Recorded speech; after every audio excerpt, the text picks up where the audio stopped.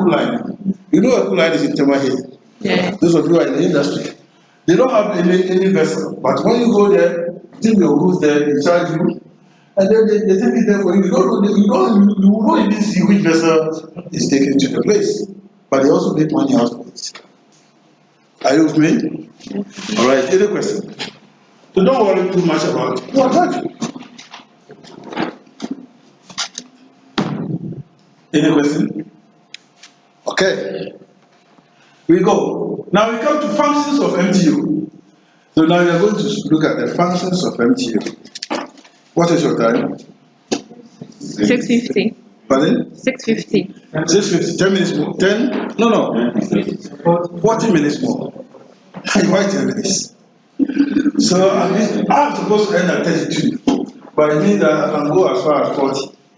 And that will help you. Okay? Yes, I have decided to program myself like that. So every day I know the minimum number of slides I have to cover. If I go beyond, it's a plus for you. Okay? Now let's go to functions of MTO. The first function is to identify and to provide the proper means of carriage for the through transportation of shippers' goods. Here their job is that when you bring your goods to them, they will decide on which modes of transport to use. You don't tell them use train or use a truck. They will select that one. So that's to identify and to provide the proper means of carriage for the through transportation of shippers' goods. It is their expertise. You don't go and give a job to them and dictate to them what to do. B, to schedule timetables to suit both the shipper and the receiver. Okay? So timetable, whether you have your own vessel or not, you have to be able to get a timetable so that the shipper will know when to bring the goods, and then the consignee will also know when to receive the goods. So that if there's a need for him to raise some funds, he can do that. Okay? C, to provide transportation for the whole journey. So when you are an MTO, you don't provide it for part of the journey. Okay? The whole journey. If you are going to use 4 different modes, you should be able to organize the whole length. If there will be warehousing activities, you should be able to do that as well. I hope you understand that. So that is also your responsibility. Now in the examination, I can ask you, define an MTO, and then the B will be, what are the functions of MTO? Which means that then you write everything for me. But that is, if you get that one, it's cool. Because some of you are good at chewing. Chewing and pouring for me, and that's all. Let's move on to the B says to provide a standardized documentation set to ensure a minimum delay in transit through national borders. As an MTO, you always know what documents you need whenever you are shipping goods to any part of the world. Okay? So it's not going to be a problem for you. If you don't know, you have to ask. Because this is international business. If there's a problem, you don't know whether the case will be held in London, or in China, or in Korea, or in Ghana. So avoid any litigation. If it's a local business, you know the case will be held in Ghana. Okay? But shipping is international business. Okay? So you have to be very careful. Maybe it's in China. You cannot speak the Chinese language. So you have to go and look for somebody, an interpreter, a Chinese lawyer. And even the Chinese who are not lawyers, they speak and you don't even understand. Okay? How much more they are lawyers. So E, to provide for simple billing structure to minimize the number of invoices. Because you are going to give the shipper one price, one invoice. It makes it very easy.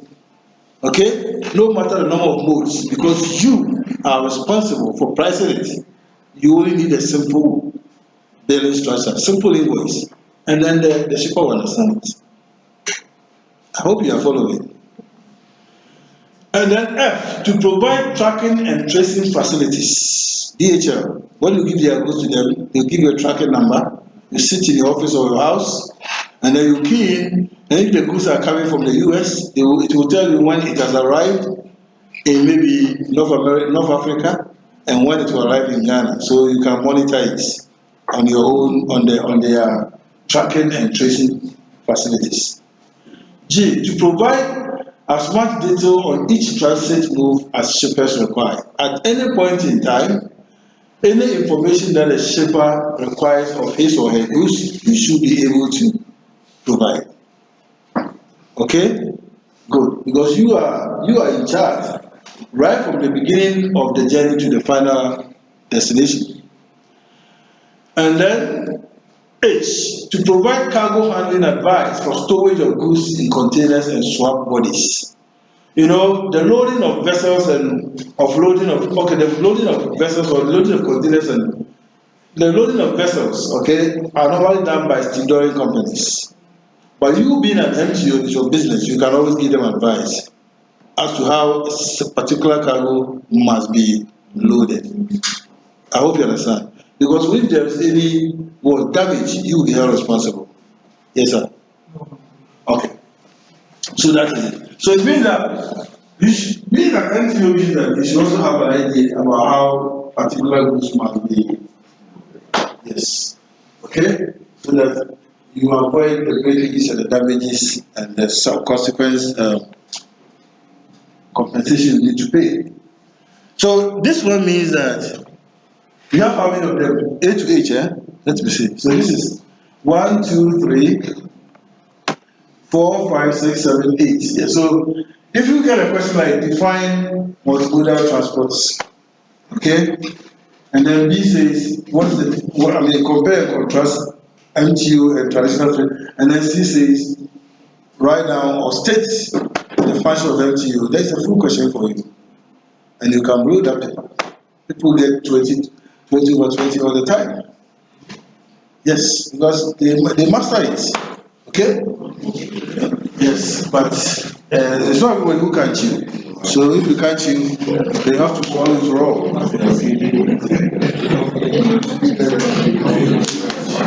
Okay.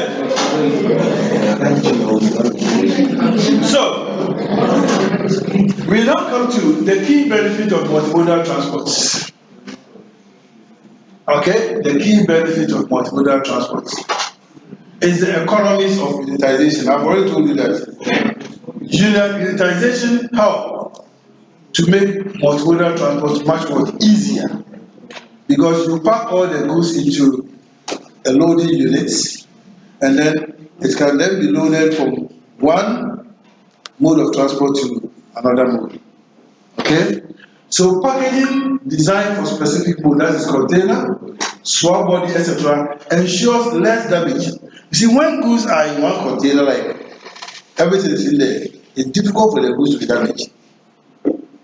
More so, if it is full, there cannot be any shaking effect. And so, if it's not full, you need to do what? Tie it down. There's a name given to what's the name? Lashing. You are good. That's what I'm saying. You are all good. Everybody knows what he's doing. Those who don't know, you learn. Okay? Those who don't know, you learn. Okay, so because the goods are packed in containers and swap bodies, it ensures less damage. If it is full, it cannot shake. Because sometimes the sea is very rough. Okay? Shaking effect.